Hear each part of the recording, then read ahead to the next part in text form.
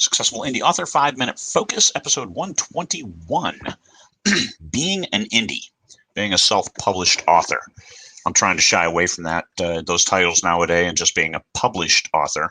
I have 4 books with a traditional publishing house, and I'll tell you my current indie titles are far superior pieces of work, far superior from the beginning to the end, through it all, because we learn and we grow as we go. And that takes practice no matter who you publish. Are you getting really good at sending submission letters, or are you getting good at writing books?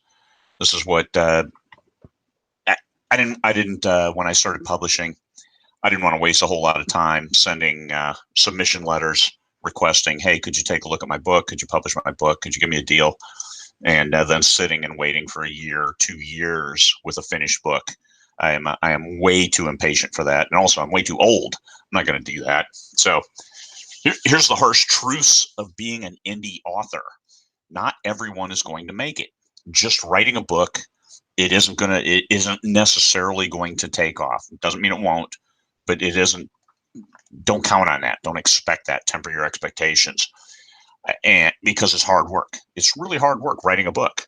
And then once you've done the hard work of writing the book, you realize that's only half the battle. You have to market the book. You have to get it out there. And then you have to write the next book without ever knowing, is the first book going to sell? And if you did publish the first book and you waited and you based I'm going to write the second book if the first book sells, then maybe you don't have the right mindset to be an author. Because being an author is, I just have to write. Most people will be compelled. Some people, you just don't have the time. Hey, I'm doing this because I need the time. I need the money. And I love to write, but I got to get a second job. I got to do. That's okay. You're still a writer. You're still an author. You're still an indie author. Nobody can take that away from you. But making money in this business takes a certain amount of production, and that's all there is to it. You can't write one book every 5 years and then do nothing else and make a living at it. It's just not going to work that way. That's just not how the real world works. But not everybody's going to make it. More people will make it now than ever before. Why?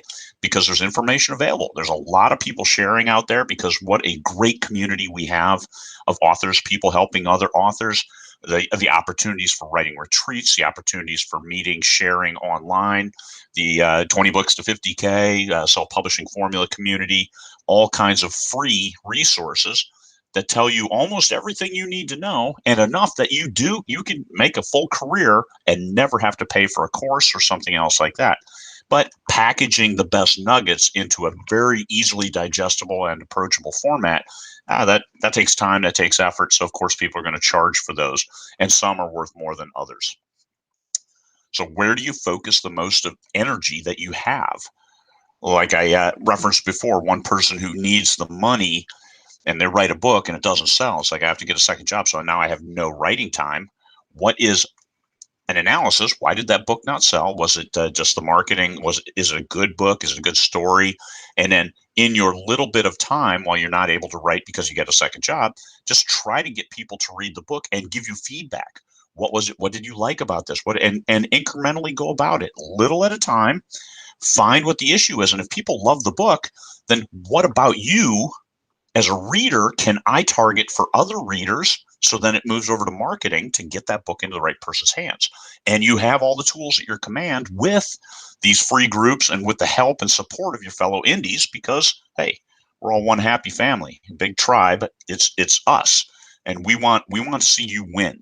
It's not I have to see you lose for me to win. That sucks. That's a bad way to go through life. So I want to see you win. And we want to all celebrate that together, and then you can buy me a beer in Vegas. Good enough. We'll call it a win. You have strengths and weaknesses. Everyone has strengths and weaknesses. Exploit your strengths. Right? What is your strength? You write great dialogue. Well, then write stories that are heavy in dialogue. Do you describe scenes well? Then write epic fantasy, because you can do 9 pages of scene setting in epic fantasy, and they will love you for it. So just make it epic. Minimize your weaknesses. Oh, I can't market. Yes, you can. Because marketing isn't buy my book, isn't wearing a sandwich board out on the street. It's about getting the book into the right people's hands. You can do that without ever prostituting yourself, for Pete's sake. You can revel in what's possible because you see in other people do it. And no one gets to determine, hey, how's that author making six figures? He doesn't deserve that. Not your place to say whether anybody deserves one thing or another. It's your place to control what you do to move forward. Learn those lessons that he or she is teaching and move on. Everything you need to know is out there, and it's out there. Just takes time to find it, or you pay for a course that's more focused to get you through step-by-step.